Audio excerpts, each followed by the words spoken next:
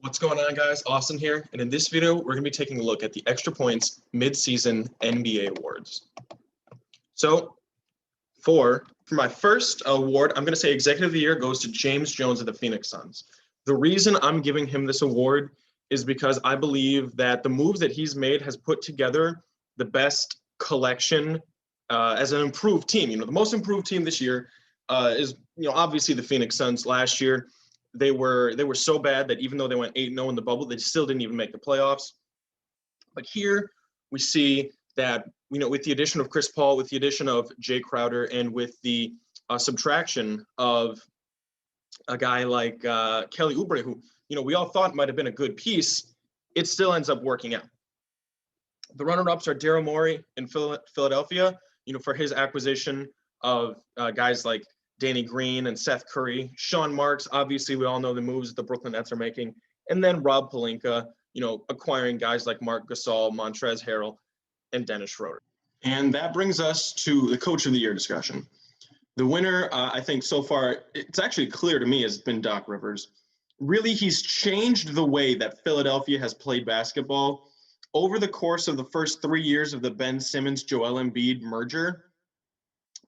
They have been less and less effective each and individual season so far along their trajectory. Doc Rivers came and he switched up the way they're playing basketball. He's got Embiid as the front runner for the MVP up until the All-Star break, and he has Simmons up in the Defensive Player of the Year conversation.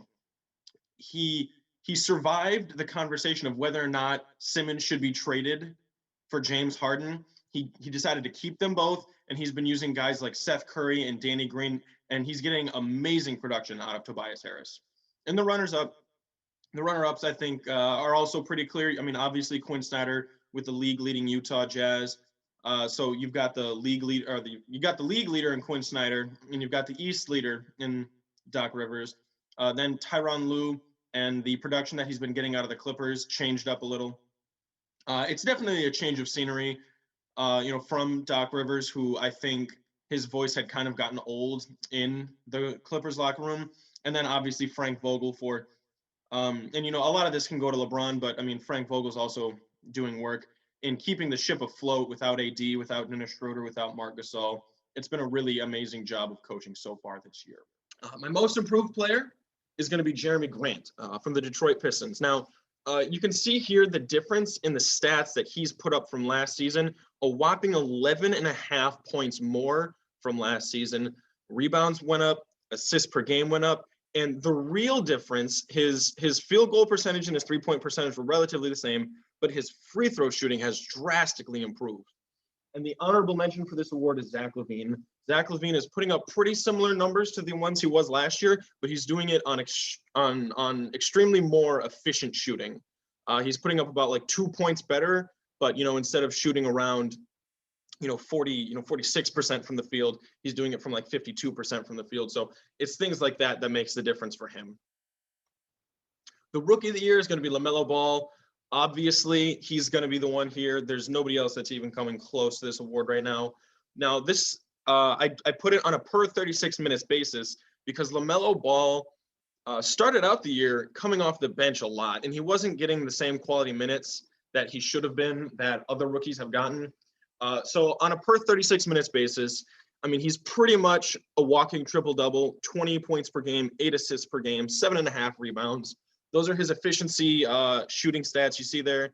He's, 44.9% from the field, 38.1 from three, and 80% from the three-point line. And they're doing so well that they're above 500, the Charlotte Hornets are, and they're 5th in the East. It's an amazing run that LaMelo has sent this franchise on. Now, the sixth man of the year, again, it's another obvious one. You've got Jordan Clarkson. Jordan Clarkson is lighting up the league for the Utah Jazz to the tune of 18 points per game, 4 rebounds per game, 2 assists per game, and some pretty decent efficiency numbers. For a guard of his size and his skill set, he's doing an amazing job being kind of that Vinnie Johnson player, coming off the bench and just, providing instant action. His 96.8% free throw percentage leads the league, and right now there's nobody close. Now, the Defensive Player of the Year award, I've got as a tie. I would lean more towards Miles Turner, but he is a center, and Ben Simmons is more versatile in his defensive prowess in terms of how many players he can guard.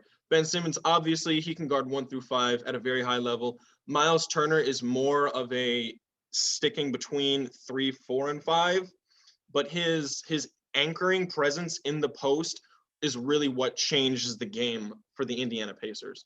If you'll see here, both of them are averaging, 5, 6 defensive rebounds per game.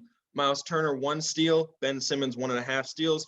Now, the difference here is that Miles Turner is averaging a whopping 3.4 blocks per game. That leads the league. Now, to put that in perspective, last year, he led the league in blocks per game, and it was at 2.2 blocks per game. So, I mean, the fact that he's averaging almost 3.5 blocks per game is phenomenal. They both have an identical defensive rating. Take a look at this. The opponent field goal percentage is also nearly identical as well. Miles Turner's opponents, when guarded by him, are averaging 42.7 field goal percentage. Ben Simmons is 40.9 opponent field goal percentage. A little bit of that might have to do with that, Ben Simmons is guarding more perimeter players while Miles Turner is in the interior, but still together, very, very good defensive players.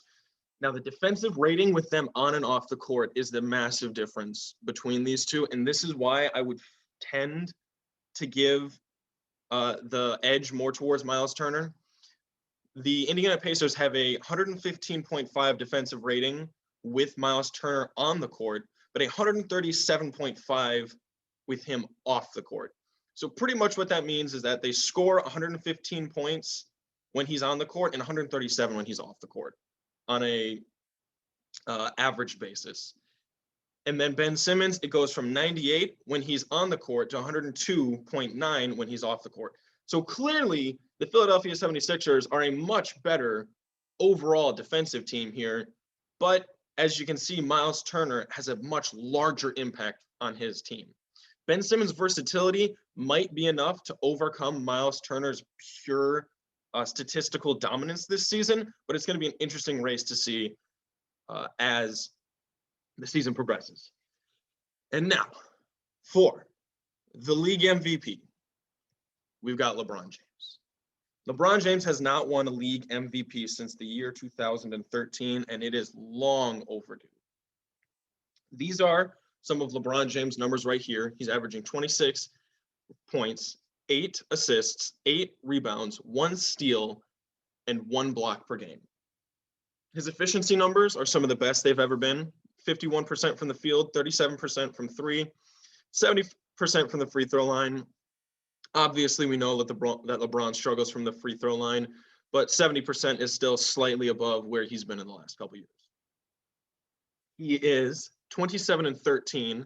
The Lakers, defending champions, are 3rd in the West, 5th overall in the league.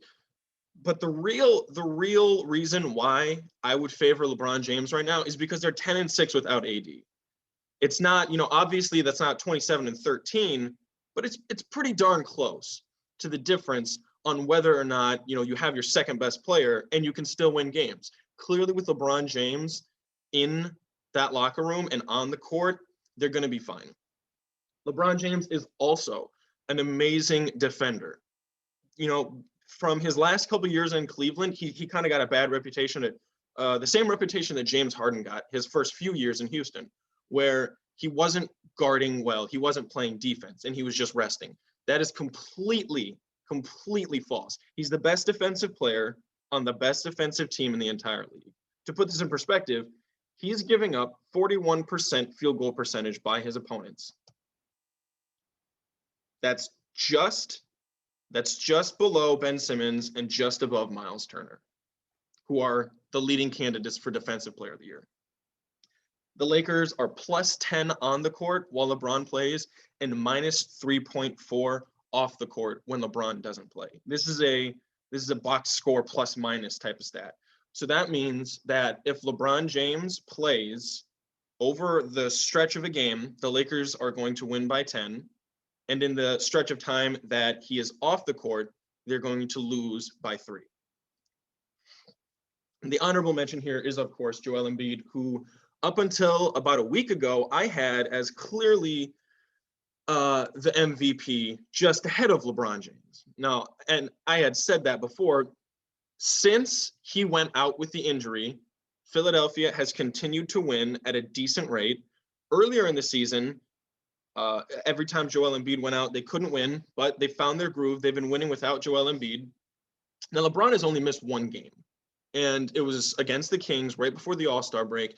Obviously, Anthony Davis also didn't play, but the Lakers lost that game.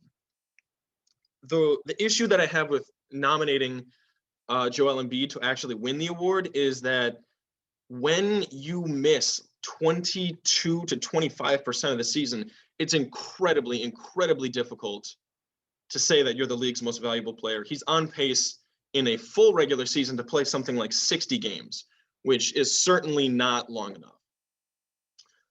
If you guys want to like and share some of my other content, be sure to follow me on Twitter and Instagram. You see at The Extra Point and The Extra Point on Instagram and Twitter down there. I'd be happy to talk with you guys, have any these discussions on there. So again, thank you for watching this video. Be sure to like and subscribe to my channel. Leave your comments down below. I'll be happy to see you guys. And thank you for watching The Extra Point.